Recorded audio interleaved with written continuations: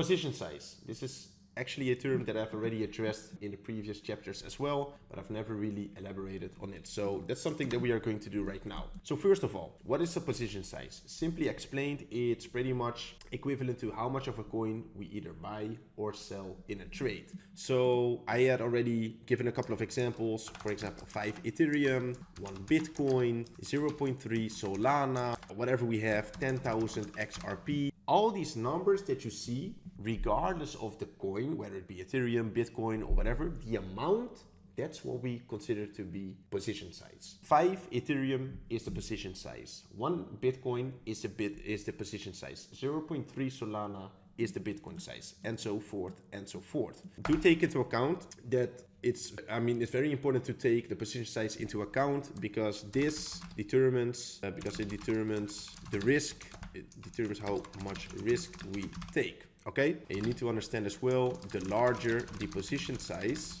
more risk and greater profit or loss. Okay, the smaller the position size, less risk, smaller profit or loss. So in addition to the risk management table or the stuff that I gave you before, you always need to focus on as little as possible. Okay, as small as possible. Don't over risk, don't upsize when it comes to trading positions. Keep it small, keep it light, keep it fun, and just try to make as many mistakes as you can possibly make, but learn from them, of course, by downsizing heavily. But then one of the more important questions, how do we calculate a position size? And that's something that I'm going to give you right now. I will give you a small tutorial. Before we can calculate a position size, we obviously want to know which trading setup we potentially want to take. And again, I'm just going to showcase an example of Ethereum. Okay, in this case, I will just do something like this. You need to understand, whenever the position size can only be calculated when you have your entry, when you have these 3 building blocks of the trading setup. Yeah, you need the entry, the stop loss, which in this case is just SL. SL stands for stop loss or invalidation, and TP stands for take profit. Only if you've got these 3 variables, if they are known, then you can calculate the so-called position size. So this is just an abbreviation. In this case, beforehand, we always need to visualize, or we always need to know which trading setup we would like to take. For our reversal, we have to move to the low. We have the confirmation of the gain because we have multiple candlesticks closing above the move to the low. And then obviously we would like to take a potential trading setup whenever the retracement comes within this box. So hypothetically speaking, let's say this would be my trade. This is the setup that I would like to take. This is not invalidation. This is an untested level because we broke through it, but we never retested it. It also respects the 1 to 3 at least risk reward, because you can see risk reward ratio 3.85, which is greater than 3, which is amazing. What we can do right now, this is usually how I determine my risk as well. And of course, the more you do this, you can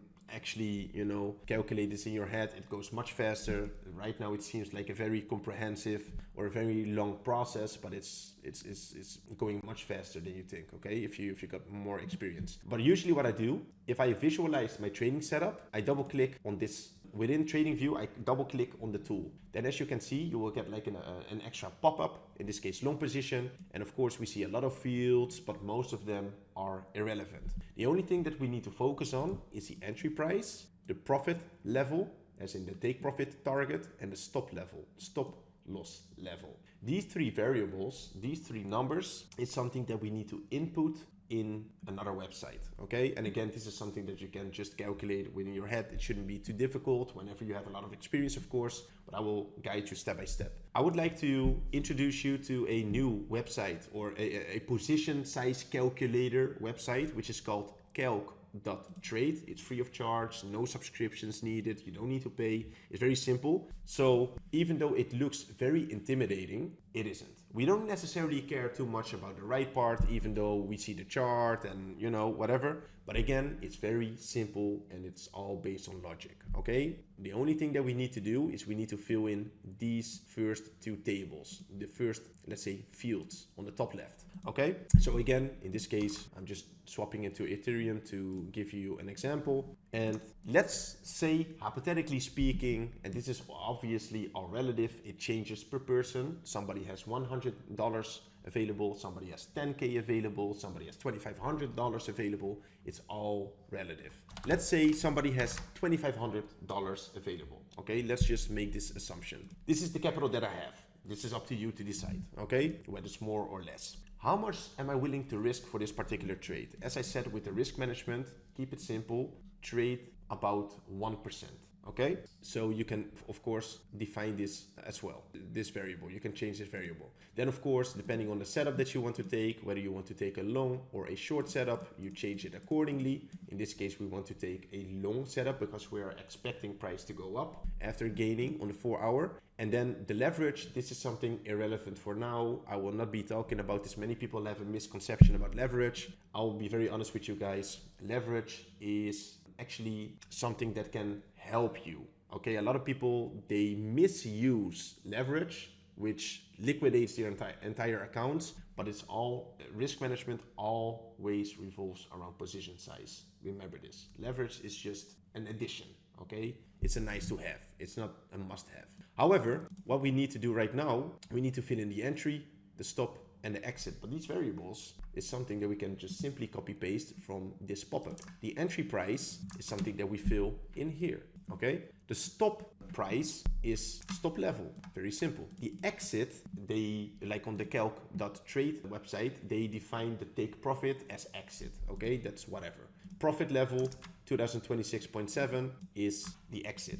And then what you can see right here, you know, it's also visually the same setup. You can see that in the bottom table, so to say, we see all sorts of numbers. However, you can also immediately see how much you risk if the trade is going left. So 1% of 2,500 is 25 bucks. How much is the risk reward? 3.853, as you can see here as well. 3.85, which is pretty much the same. It should be identical. But what happens if we win? We get 96.32 bucks. But we can play this, we can only achieve these numbers, the risk and the reward, if we take into account the 0.555 position size. So technically speaking, with all these variables that we have taken into account, with the setup that we want to play, with the total capital, the risk, and the entire setup, apparently, according to the calc.trade website, we can only play this setup with 0.555 Ethereum.